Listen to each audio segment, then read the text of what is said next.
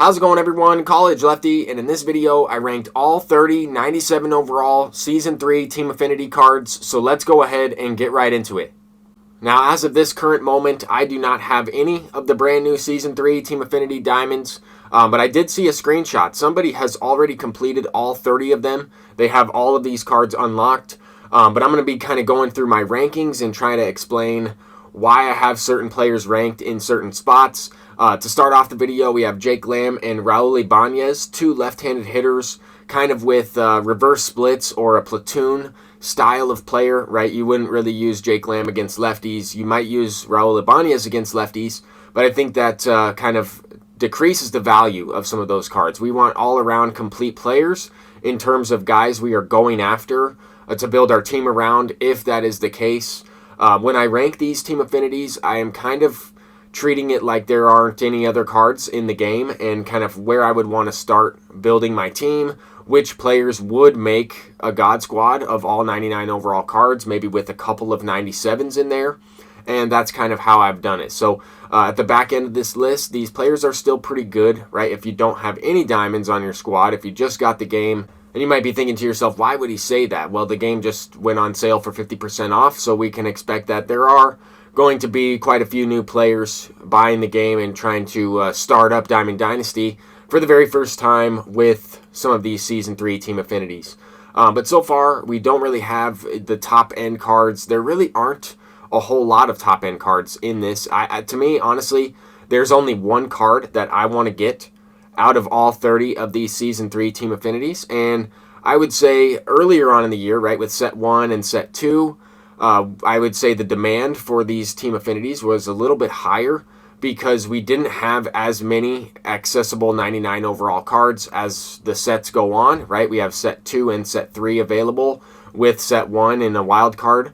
There's a plethora of 99 overalls and even 98 overall cards in the monthly award programs, and just there's a lot of different cards that you can unlock, which makes these 97 overall team affinities pretty much useless. Now, when I say useless, I'm talking about using them in the game. Now, they do have some type of purpose. You are going to be able to earn these cards for free and lock them in for the collections, which are where the really good cards are for this Set 3 program. But I just feel like as time goes on, team affinities are going to become less and less valuable, especially if they stay at a 97 overall. There's just no point in even really releasing it. I know it's something that they hyped up and they said, this is awesome that it's back into the game.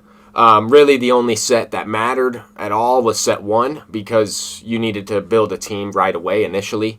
But now that everybody has a lot of diamond cards and, 97, 98s are just, running rampant throughout the game, which is a good thing, we just don't have no reason to get any of these cards. Unless, of course, you're trying to complete the collection for the cheapest cost possible.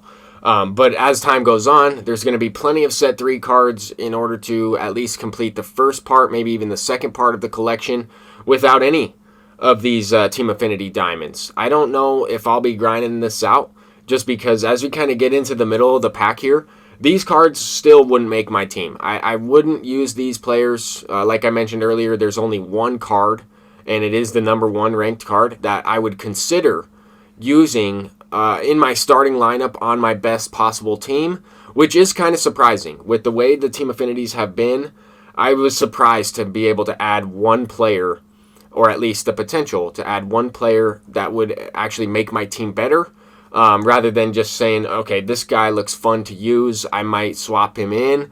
He's not going to be the best card available at that spot, and that's okay because the video game's all about having fun and just using cards that you like, players that you like in real life, and just things like that.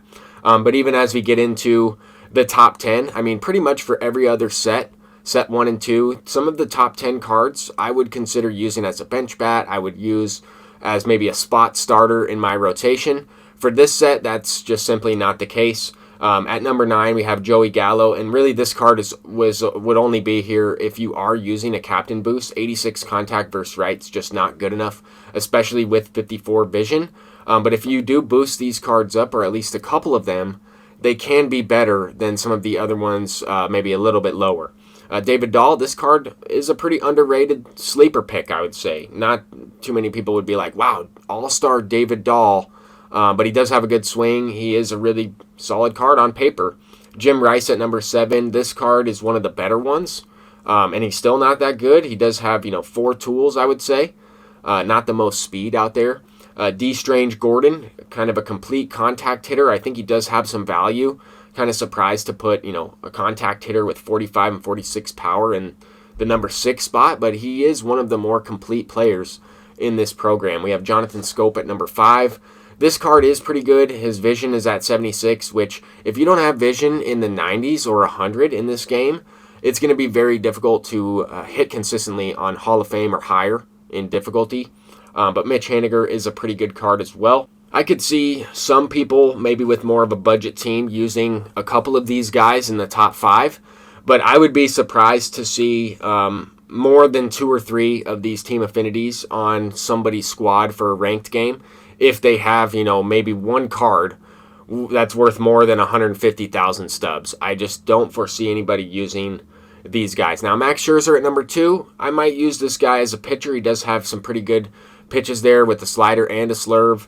And to finish off our list, we have Trey Turner at number 1. This is really the only card I would consider using at shortstop or maybe one of those secondary positions, just because of the fact that Trey Turner has a really good swing. He's got some awesome quirks. That 97 overall is a really good comparison to the 99 overall. It's really not that much different, minus a little bit of defense, minus a little bit of contact, and a little bit of power. But ultimately, that card is really, really solid and comparable to the 99 overall Trey Turner that we got from the Set 1 collection, who is no longer available to use unless you put him in the wild card spot. I just think that that card is the outlier of all of the team affinities. The only card that probably doesn't belong in that program if you compare to all of the other guys, but I'm glad they put him in there. At least it's somebody to get. It's one person that I think a lot of people will be going after. A lot of people probably already have that card unlocked, and that might be the only one that you get.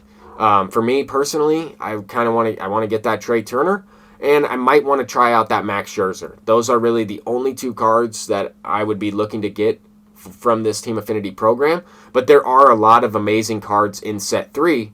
They're just not a part of the Team Affinity. That's going to do it for this video. I'm College Lefty, and hopefully I'll see you in the next video. Until next time, peace out.